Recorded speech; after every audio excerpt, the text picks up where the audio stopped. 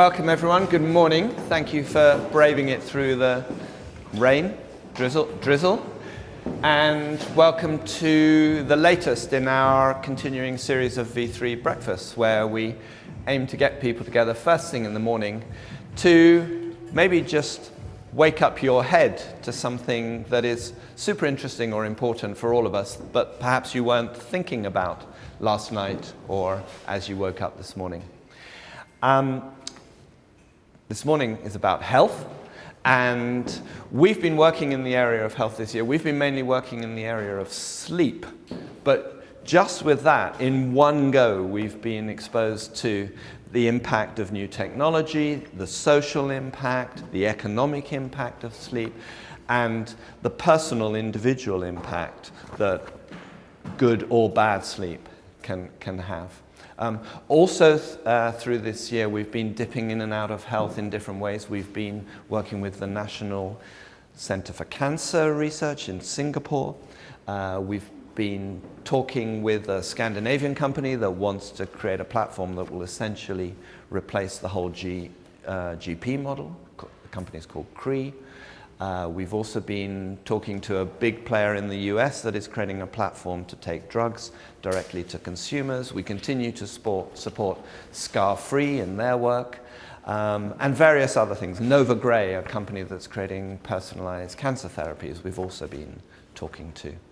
And all of that has just made us realize what a complex, wide-ranging, and innovative area health is. So we're very lucky to have here this morning three people who are going to come at it from quite different angles: Branka, Anthony, and Annie. And also going on today, upstairs, we're doing something to do with agriculture, and we have a lot of people who are arriving in an hour or so for that. And that's exposed us to this whole topic of gene editing and creating crops that are resistant to disease. And I'm sure that you saw in the news this week as well that there is a Chinese scientist who claims to have gene-edited babies, Nana and Lulu, I think they are called, and he claims that they are resistant to HIV. Now, there's a lot of skepticism about has he really done it or not. There was something on the radio just now saying he's in Hong Kong today saying that he absolutely has. But actually it doesn't really matter whether he has or whether he hasn't. We all believe that could be possible, and if it hasn't been pulled off today, it will be later this year or next year or whatever. That is the way the whole world is moving. From our point of view, I think what we're really interested in is in the idea of a people-centric health system. Innovation that creates something that is just much more democratizing in the way that health operates for all of us. So that's our sort of point of view coming into this. But this isn't about me, it is about our speakers. Before they go, though, Laura is going to say a few words about how we're going to use some interactive technology. Yes. New technology. Hello. Right, so we're going to give this a go for the first time. Has everyone got their phones? Perfect. We're going to do a live poll this morning, just like with the group of us that are all here now, and we've just put some questions together. We're going to do it all together now, and then at the end of it, we're going to kind of have a look at the results and just see what the kind of discussion is around that and whether anyone's got any kind of like views or comments or anything they wanted to make. So if you could all please open up your browsers on your mobile phones and just enter this this URL here. That would be fabulous. And then it's just 5 questions, so don't worry, I'm not going to keep you for too long. And it should just automatically come up. It will ask you to sign in. If you don't want to, that's fine. You can skip that at the bottom. And then you'll just scroll through. We've done the poll between 1 and 4 so that we could make sure that everyone's got to make a hard decision. We need some binary answers today.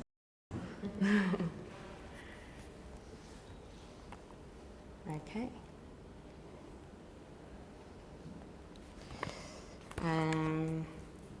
Are we all there? Yeah? Anthony's done. Ready to go? Brilliant. So we will run through all of those questions and those answers at the end of the poll. Thanks. So, this morning is Branka. I asked Branka, how would you like me to introduce you? And you said, well, it's a little bit tricky. So, Branka's journey has started in the world of banking, moved through consultancy, and now into science. Branka has a chronological age of 47, but a glycanage of 30. 20. It's dropped 10 years since we spoke yesterday. Amazing. I'm not going to explain that. I'm going to leave that to Branka to explain in a little while. But it seems that it is a miracle of both science and nature, and possibly all because she exercised as a kid, which you told me you did. But Branka's message is, it's up to us. By taking a preventative approach to medicine and health, we can all live longer. Over to you. Thank you very much. It was not so tricky as a presentation. So hello everybody, my name is Branka Zlatkov, and I will start to tickle you a little bit about our first product, the Glycan Age Test, which actually for the first time it's entering from the house of scientists and the laboratory to the commercial, to the common people. So we started with Glycan Age Test as non-medicine and non-diagnostic, in the way that with the analysis of glycans, currently we are giving you one number. We are giving you your knowledge of your overall health. We are giving you your biological age compared to your chronological age. And actually, chronological age everybody of us knows, but the biological age, so the age of our cells in our body and how our overall health status is, it's rare to know. And due to the scientists from Croatia, the team of 35 scientists under the head of Professor Dr. Lauts, we come to the specific index of Glycan age, showing your indexes, methodology, and the calculation of your three index, actually the health index, the mature index, and the index of the health. All together, they are bringing you just one number, your biological age. If your biological age is older than your chronological age, this biomarker is great indicator to show if there is a possibility for some inflammation process in your body. And we all know that actually the inflammation is connected with the aging. When we are aging and when we are becoming older, the inflammation in our body is improving and growing. And what is the reaction of the inflammation in future could be illnesses in the process of cardiovascular, of the tumors, of the carcinoma, of diabetes too. And all of this is actually connected with how we are living our life. And this is now the huge novelties, taking into control and making the analysis of glycans compared to currently all analysis and showing the biological age through the genetics and DNA. We are now showing that actually glycans, which are presenting 46% of our cells, are changing with changing of our lifestyle and the environment in where we are living.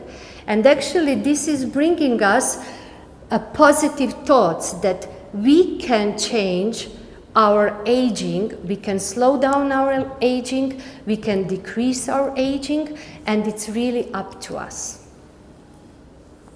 So I wanted to introduce at the beginning, I suppose you have a lot of questions. I'm really here that we open thoughts and thinking, and that actually what is my main goal is whatever the scientists are now working and researching in the labs and could improve our life and lifestyle and our life in future, we should really bring it to the people. And we should really start to ask questions, put marks, put some triggers that we live better life, which is also with the medicine. what we improved in last 50 years, actually, we really are aging, putting for over 30 years. Because in last century, people are dying with 40s, 50s, or actually they will be very old. Nowadays, the old people are people with 70, 80s. But then we are coming to this. Are they healthier? Are they living better lives if they are living longer? And actually, this is the idea of Glycanage, of the analysis of glycans. So, I'm ready for questions. Where will all this take us? I mean, what sort of life expectancy are you imagining in the future? And how near is that future? So actually what I mentioned, when we are analyzing and searching under the DNA and our genetics, we all say this is a status and this is how we are, who we are, and this we cannot change. But with glycans, actually, we are seeing the things that actually we can interact with our aging, with our body, and with our health. So due to this, we are going into the direction of, is it good to sleep well or not? Are we a human, daily human or nightly human? Should we wake up with the sun when we have the strongest energy? What is about dietary habit? Should we eat 5 times? Should we start with breakfast and not taking the dinner? What about stress process? We are talking about stress. Mainly today we are talking about business stress. But is it only business? There are so many stress in our life. All this interfere and influence together with the environment about our health. And actually this is what is also where we are streaming in future. It's not only our shape, it's not how we look outside. What is going inside? Am I really healthy inside? The things that you mentioned, diet, exercise, stress, sleep, they're pretty standard Yes. things for being healthy. I mean, are there ways that you can modify your glycans? Are there other ways that are kind of more surprising, and can we intervene? Yes. Yes. Have a longer life or a better life? Yes. So actually, what we are saying, this healthier life, actually, it's really connected with inflammation. It's connected today with the diabetes 2. So diabetes 2, we are not getting genetically, we are getting because of bad living life. This is the cardiovascular diseases. Most of them nowadays are coming because of bad living. So again, we are coming to this. Yes, for all of us, it's common that we have to sleep 8 hours, that we have to be less under stress, that we have to meditate, that we have to eat better, healthier, that we have to train and move. And what is the importance, what I'm seeing today, all of these are scientific proof. But are we really changing our lives? Are we really moving? No, because many times we are saying, it's my genetics, what can I do about this? But now with the analysis of glycans, which we are saying that actually they are coating of sugars on our cells, and they are growing over our cells, and that's why glycanage and biological age is aging, and it's over our chronological age, in the situation when the inflammation is starting already in our body. And many times we don't know about this. Many times what we would like to see as a biomarker of analysis of glycans, prevention of medicine, prevention for people. Because when you have a cardiovascular disease, what the doctor can do for you? Either operation or take a medicine. What is a medicine? It's a lot of chemical things entering into your body and focusing only on this cardiovascular disease. But what about your balance in the whole your body? But if there is a possibility, like for a diabetes 2, for example, if you can figure it out 7 to 8 years in advance, that there is a possibility, if you continue with your life as it is now, that you will get diabetes too, what you will do? Should you think it over? Should you a little bit change your lifestyle? Because we already know regarding the diabetes 2, what is the bad habit? Again, the stress, not movement, not good diet, all of those things actually are influencing and really predictively will follow to the diabetes 2. So now we are not talking about cancer, but cancer also, researchers continue to make further research that actually we will have also possibility to figure it out, the possibility of some cancers to be recognized. But tumors, like one of my scientists said, when we passed 40, all of us, we have some kind of tumor. On the positive way, not all tumors can bring the cancer or the illness.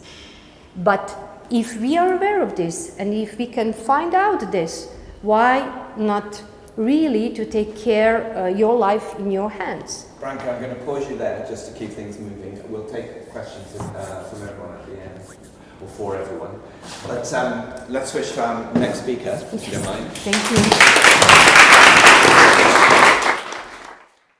We need to mic up, and it's Anthony.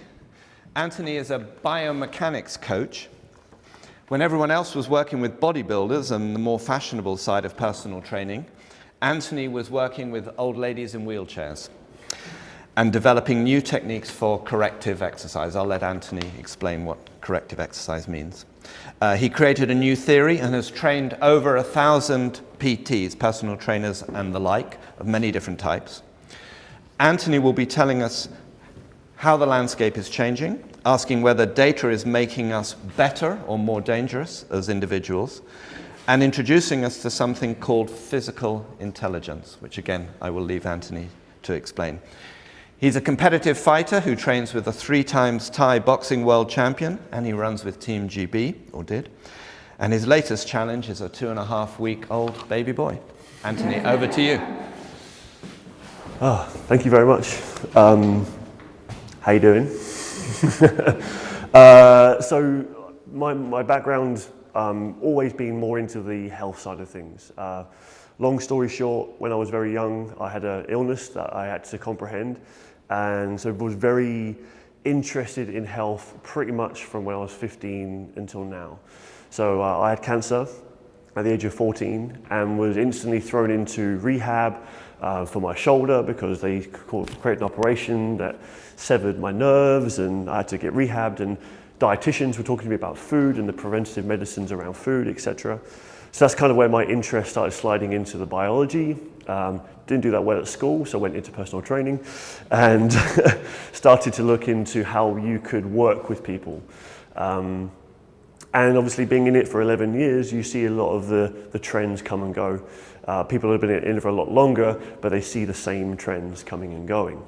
So what we're trying to look at now is what's the next level? Where's the landscape going? And what we're seeing is a huge amount of analysis, a huge amount of people wanting to know more, where it hasn't really happened before. It's always been more conversations, more experts, more gurus, and more people putting their theories forwards. But what we're seeing now is people wanting to find out for themselves. They're downloading apps, they're using wearables, and they're starting to gather data themselves. So what I'm going to try and coin is a phrase. I'm going to try and coin a phrase for the new era is skilled, not skinny. So what we're trying to see people steering away from is the aesthetics a little bit. People know they should be working out. People know they should be healthy. But what we're seeing is people wanting to do something specific. People wanting to take up a martial art. People wanting to take up specifically running a marathon. Or the ultra scene is starting to kick in now. We're seeing people running 250 kilometers in 5 days across the Jordanian desert. That's something very specific and something you have to be very skilled at, both energy system-wise, mechanically, psychologically. It has to be very tough. So we're seeing people now taking up specific stuff. And I think that's a really nice place to be, because we've always been so diverse in the way we've approached health and fitness. It's a little bit of everything. Well, what we're seeing now is that actually creates a lot of problems. One example is one of my patients / athletes I work with. She's a 10K runner, as she would describe herself, but her training program, it looks like she's a yogi, she's a runner, she's a strength athlete, she's a nutritionist, but also a binge eater and a drinker. So if you look at her life from a bird's eye view, she's not a runner. She's an everything. She's an all-round jack of all trades. What we're trying to do with her is understand what's going to make her better at what she wants to do, which she said was running. So we're trying to sift through all the chaff, get rid of all the stuff that could be making her worse, and start drilling down into the real detail as to what's going to make her better. So unfortunately, we're getting rid of the yoga because we found that the more flexible you are, the less you can transfer force. The more mobile you are, the less you can create tension. So when you're a runner, what do you do if you run a lot? You get tighter. And that's because your body's adapting to running. So actually, we're then trying to counterbalance that by saying, oh, you should be more flexible to be more healthy, when actually that could be causing you more injuries on the track. So there's this whole balance around conversation now of what's really going to help me become better, and my body probably knows a lot more about running than I actually do. So that's kind of where my head's at the minute. And what we're looking about physical intelligence is, well, intelligence in the dictionary thing is an understanding, wanting to learn and understand a principle. That's the indication of intelligence. We're seeing people now wanting to learn, but not truly understanding. People wearing a heart rate monitor, for example. I do a track session here every Monday on this track just out here. Little coin, little plug. 6:45 if you're interested. The cool thing about heart rate training is it gives a small little window into what our body's doing in that time. However, it's like every view, it's subjective, because some people will go into that number and go, the higher, the better. When actually, if you're running around a track and you're hitting your 100% heart rate max, you're not going to sustain for very long, and I would be slightly worried about you as a person. But if you're able to hit a certain number for a certain amount of time, you're going to get great effects, and your body's going to adapt, and you're going to become fitter and stronger and so on. But what we're now learning is that heart rate is only a very, very small part of the picture. There's another system called the Lactate System, which is basically a chemical response to training. When you go and you run and your legs feel a bit tired and a bit jelly-like, that's lactic acid or lactate. And that system is basically a byproduct of training or byproduct of metabolism. As soon as that number gets too high, your body starts to shut down a little bit. So you maybe done it in, who does train regularly? No judgments at all. Cool, perfect. So when you are training and you feel that kind of fatigue setting into your legs or your arm or your chest, whatever you're doing at the time, that's your body going through little tiny failures. So acid builds up, turns off the muscle fibers, and then from there you start to decrease performance. So if lactate gets too high, your body starts shutting down. But we need a little bit of stress. Without stress, we don't adapt. But too much stress, and then we start to regress. That's another phrase I'm going to coin as well. So what we're going to have is this ability to measure how much stress we're under during an activity to tell whether we're going to be able to do the same thing tomorrow or not. So as a strength and conditioning interest, I'm not a strength and conditioning coach, but I work with a lot of very good coaches and I work with a lot of athletes. So we would take an athlete in and we have got a certain amount of energy we can expend in that very moment. Too much, we've flunked it. Tomorrow he's not going to be doing very well or she's not going to be doing very well. Too little, we're not going to get the adaptation we need. So we have to be very specific on how we are getting this person to expend energy. So we are going to be measuring heart rate for a particular reason. We're going to be measuring lactate for a particular reason, because if too much lactate comes into the system, tomorrow when we put them back on the bike again, they're going to underperform, and unfortunately we're going to fatigue them, and then we're going to have a very under the weather athlete. Maybe illness starts to creep in, the immune system drops, etc. The funny thing is that we forget that when we are the layman out in our local gym, we haven't got access to the athlete support systems or training methodologies and so on. So I'm just going to do a HIIT session every day and see what happens. Unfortunately, the general population is becoming more and more and more unhealthy from healthy habits. So we're seeing people now doing a huge amount of activity, and actually that's making them worse because they think the harder they go, the better, because that's what athletes seemingly do, when actually athletes probably only train hard 4 days a week. And that's like a professional athlete.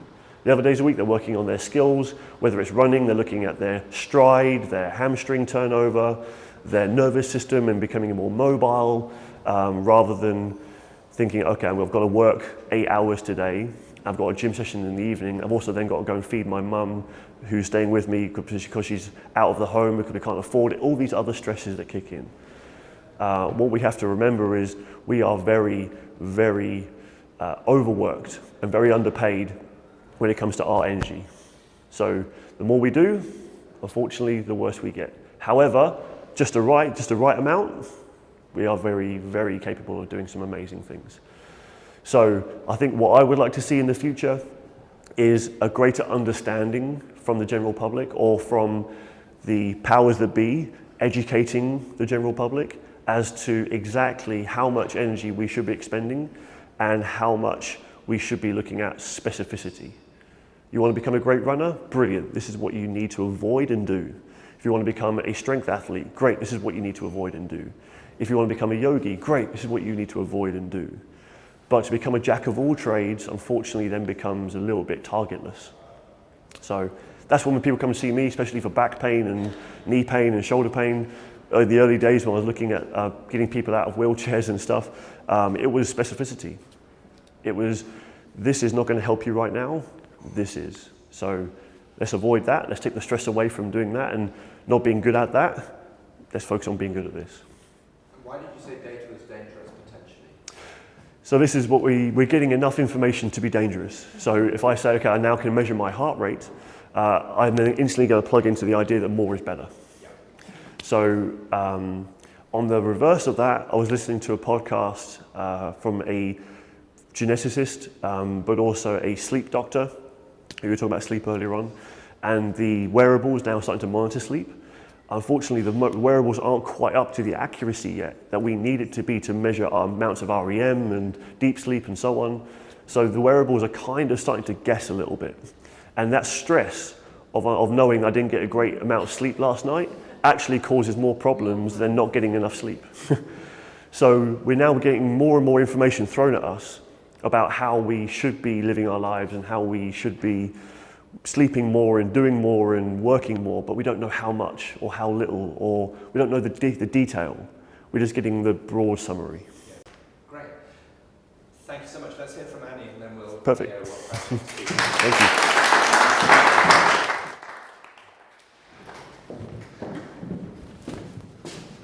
This is Annie.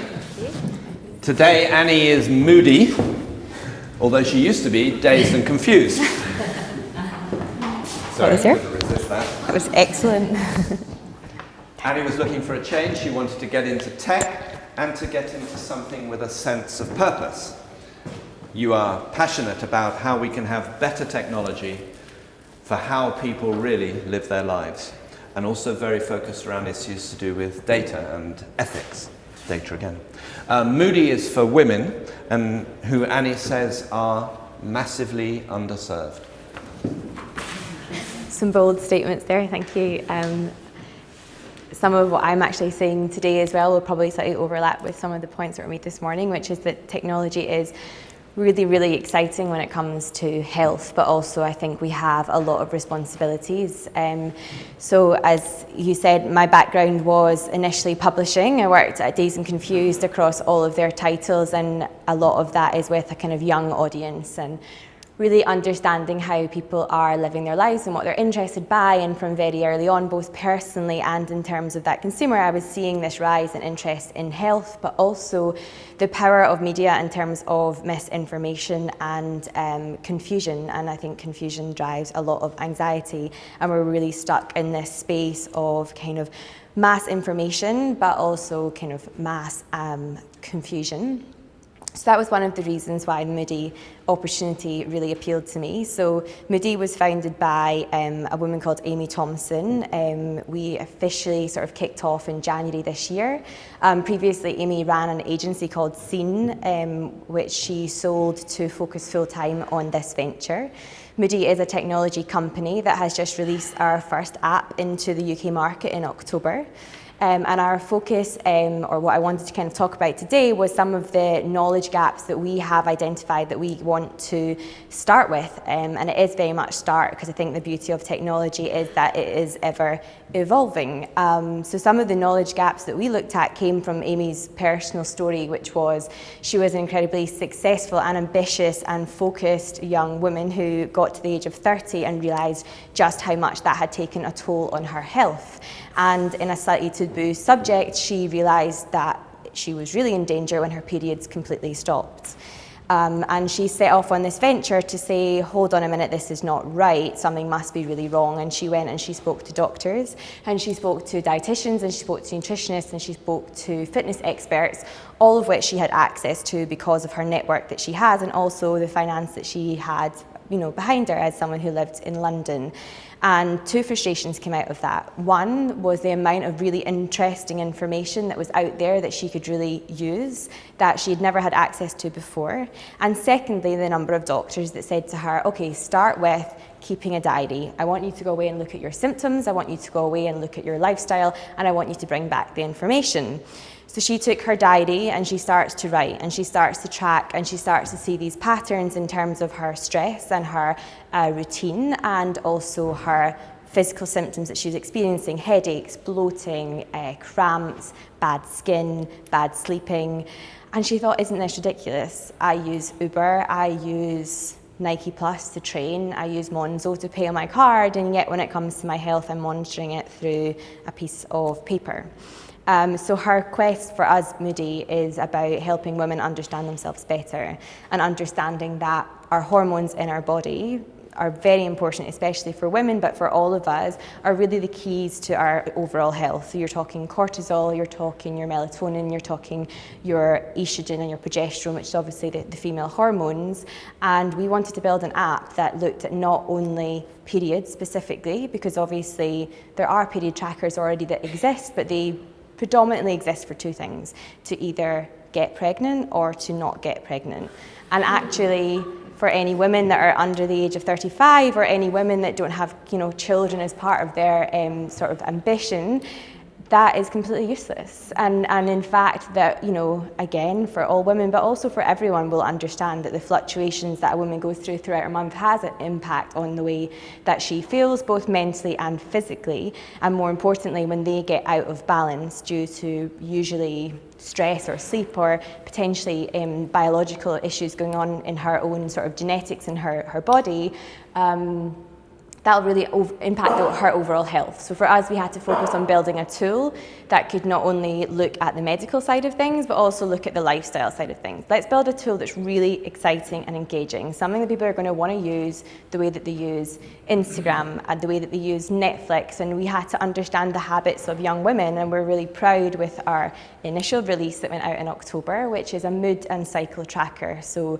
you understand the fluctuations that go on throughout the month through content, and then you also have a log which you can track mood symptoms, physical symptoms, and also stressors you might be feeling in the body. And then every month you get a report that just reflects back to you what you're logging. It's not about telling you what is going on or what is wrong with you. It's about giving women the information, it's about giving them the education, and it's about giving them the language that allows them to go and speak to a doctor and say, this is what I've been experiencing and this is how it's affecting me. So in terms of our team, we are a fully female founding team. It was really important for us, and especially the technology space, when it comes to knowledge gaps, to look at the fact that there are very few women in that space who are building technology for women. And we do truly believe that in order to code and write technology in this space, you have to have a real fundamental understanding of what it's like to be a woman. So our CTO and all of our engineers are currently women, which is, for a startup, a challenge in itself. There aren't many out there, but we have an incredible team. We also have in-house nutritionist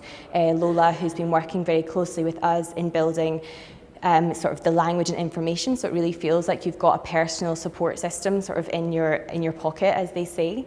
We are working with Centric Lab, who are a technology and science lab connected with UCL, so an amazing team of neuroscientists and psychologists, endocrinologists, gynecologists. So my mind has been completely blown with the amount of information that I didn't even know as a young woman, that I'm really excited for us to kind of get out into the world. And then just finally, in terms of data, which is something that I would kind of be most interested for everyone to be thinking about, is how do we use data, like Anthony said, that sort of has a level of empowerment to the user, but isn't about kind of overcomplicating and confusing and upsetting. And for me, that's very much about offering support and education that comes around that data. But more importantly, if we are a technology company with ambitions to take this technology to the world, then we need to make this a sustainable business model. And for us, ethical data is really important. So many of the fitness and period trackers that are currently out there will make money from selling data and insights, and in the wrong hands in pharmaceutical companies, then we're doing potentially more bad than we are good. So for us, it's about building a business model where we can have an engaged consumer that we can sustain, but also that we can use data for good rather than sort of purely for money. So part of our ambition in terms of knowledge gaps, which I think I would urge anyone working in technology to start with, it's about building stuff that people actually need and people actually want. So what really shocked me when working with UCL, and I said to them, great, I want to look at stress and periods, I want to look at memory and periods, and they would say, okay, we don't actually have research that exists because women fluctuate and it's really hard to get a data set that you can have findings, which in itself is a real barrier to building solutions for women in terms of information and products that are actually going to help. So what we hope with our ethical data policy is that we can use anonymous data and work with people like UCL, build technologies that are democratizing this information and really getting it out to huge groups of women, especially minority groups that maybe don't come forward in a medical space or in a lifestyle space, and start looking at conditions like endometriosis, which is an incredibly debilitating condition that affects, I think, 1 in 10 women that we don't have a cure for yet, and it's to do with estrogen imbalance. So we're really excited to look at both an academic side of kind of helping to fund and support those government bodies in looking at that information, working with people like the NHS, and then also look at kind of what are the products that's just going to make our Monday to Friday 9 to 5 that little bit easier in terms of what we're experiencing. So that's kind of our where we're at. We're really excited by all of the other tech spaces in the, including two that spoke this morning in this space, and kind of really looking at, let's get more information, let's get better information, let's look at the imbalances in gender and opportunity, and also look at the gaps in information, and kind of really commit to building technology that's actually going to kind of better and help, and not just kind of commodify and kind of continue the cycle. So that's a bit about Moody.